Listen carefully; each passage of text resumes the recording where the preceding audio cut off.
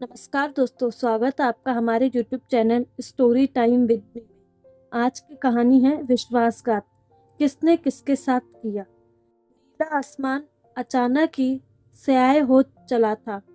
बारिश की छोटी छोटी बूंदें अंबर से टपकने लगी थी। तूफान जोरों पर था।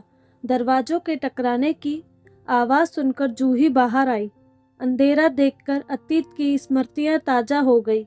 कुछ ऐसा ही तूफानी मंजर था आज से 1 साल पहले का। उस दिन उसने जीन्स पर टॉप पहना था, अपने रेशमी केशों की पोनीटेल बनाई। वह बहुत खूबसूरत लग रही थी। उसने आंखों पर सनग्लासेस चढ़ाए और ड्राइविंग सीट पर बैठ गई।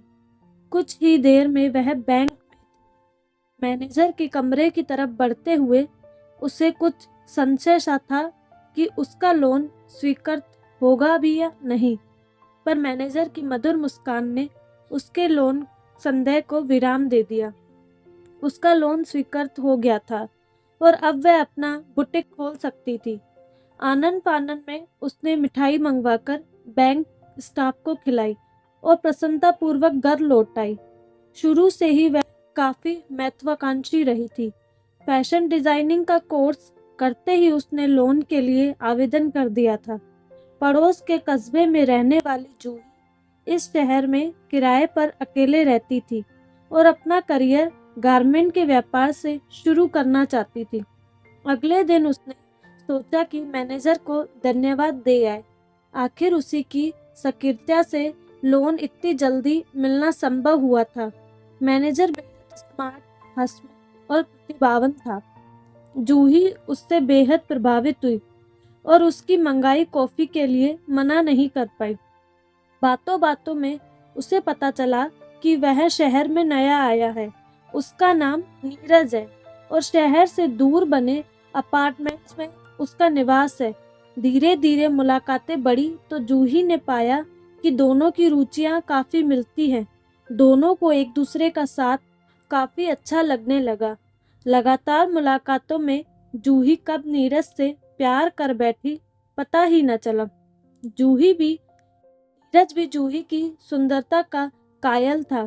बिजली तो उस दिन गिरी जब बुटीक की ओपनिंग सेरेमनी पर नीरज ने अपनी पत्नी नीता से जूही को मिलवाया। नीरज के विवाहित होने का जूही को इतना दुख नहीं हुआ जितना नीता को उसकी पत्नी के रूप में पाकर। नीता जूही की सहपाठी रही थी और हर बात में जूही से 19 थी। उसके अनुसार नीता जैसी साधारण स्त्री नीरज जैसे पति को डिजर्व नहीं करती थी। सहेली पर विजय की भावना जूही को नीरज की तरफ खींचती गई और नीता से अपनी श्रेष्ठता प्रमाणित करने के चक्कर में जूही का नीरज से मिलना जुलना बढ़ता गया। नीता खुश थी। अकेले शहर में जूही का साथ उसे बहुत अच्छा लगता था। वह हमेशा उससे कुछ सीखने की कोशिश करती, पर इन लगातार मुलाकातों से जूही और नीरज को कई बार एकांत मिलने लगा। दोनों बहक गए और अब एक दूसरे के साथ रहने के बहाने खोजने लगे। नीता को अपनी सहेली पर रंच मात्र भी शक न था और नीरज पर तो वह आंख मूंद कर विश्वास करती थी। विश्वास का प्याला तो उस दिन छलका जब पिताजी की बीमारी के चलते नीता को महीने भर के लिए पीहर जाना पड़ा। सरप्राइज देने की सोच में जब वह अचानक घर आई तो उसने नीरज और जूही को आपत्तिजनक हालत में पाया। इस सदमे से आहत नीता बिना कुछ बोले नीरज को छोड़कर चली गई। जूही अब नीरज के साथ आकर रहने लगी।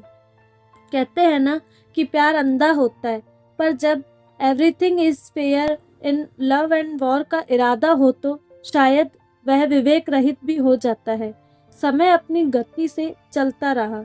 जूही और नीरज मानो एक दूसरे के लिए ही बने थे। जीवन मस्ती में कट रहा था। कुछ समय बाद जूही को सब कुछ होते हुए भी एक कमी सी खलने लगी। आंगन में नन्ही किलकारियां खेले वह चाहती थी, पर नीरज इसके लिए तैयार नहीं था। उसका कहना था कि लिव इन रिलेशन की कानूनी मान्यता विवादास्पद है, इसलिए वह बच्चे का भविष्य दांव पर नहीं लगाना चाहता। जूही इस तर्क के आगे निरुत्तर थी। जूही का बुटीक अच्छा चल रहा था, नाम व कमाई दोनों ही थे। एक दिन अचानक ही एक आमंत्रण पत्र देखकर वह सकते में आ गई। पत्र नीरज की पर्सनल फाइल में था। आमंत्रण पत्र महक रहा था। वह था तो किसी पार्लर के उद्घाटन का, पर शब्दावली शायराना व व्यक्तिगत सी थी। मुख्य अतिथि नीरज ही थे। जूही ने नीरज को मोबाइल लगाना चाहा, पर लगातार आउट ऑफ रीच आता रहा। दिन भर जूही का मन काम में नहीं लगा। बुटीक छोड़कर वह जा नहीं सकती थी। रात को नीरज के आते ही उसने प्रश्नों की झड़ी लगा दी। कुछ देर तो नीरज बात संभालने की कोशिश करता रहा, पर तर्क विहीन उत्तरों से जब जूही संतुष्ट नहीं हुई तो दोनों का झगड़ा हो गया। नीरज पुनः किसी अन्य स्त्री की ओर आकृष्ट था। संभवत पत्नी के रहते जूही के साथ संबंध बनाने ने उसे इतनी हिम्मत दे दी थी कि मौजूदा दौर में स्त्री की आर्थिक स्वतंत्रता ने उसके वजूद को बल दिया है। इतना ही, कई बार वह समाज के विरुद्ध जाकर अपनी पसंद के कार्य करने लगती है। नीरज जैसे पुरुष इसी बात का फायदा उठाते हैं। उन्होंने पढ़ी लिखी बराबर कमाने वाली स्त्री को अपने सम्मान नहीं माना, बल्कि उपभोग्य वस्तु समझकर उसका उपयोग किया।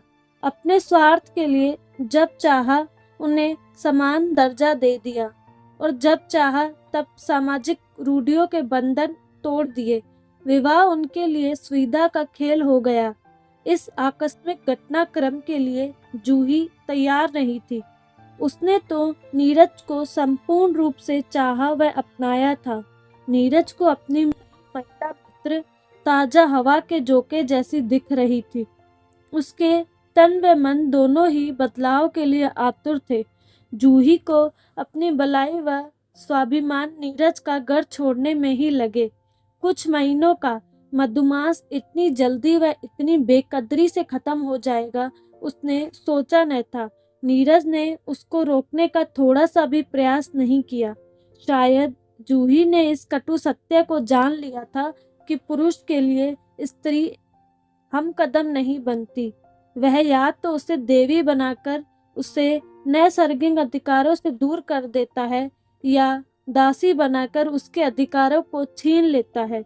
उसे पुरुषों से चिढ़ सी हो गई थी। नीरज के बारे में फिर कभी जानने की उसने कोशिश नहीं की, न ही नीरज ने उससे संपर्क साधा। आज बादलों के इस जुर्मुट में पिछली यादों के जख्मों को सहलाते हुए वह यही सोच रही थी कि विश्वासघात किसने किसके साथ किया था। तो दोस्तों, आपको कहानी कैसी लगी अपनी राय कमेंट बॉक्स में ज़रूर दें और चैनल पर नए आए हैं तो सब्सक्राइब जरूर करें और ऐसी मज़ेदार कहानियों के लिए हमसे जुड़े रहें।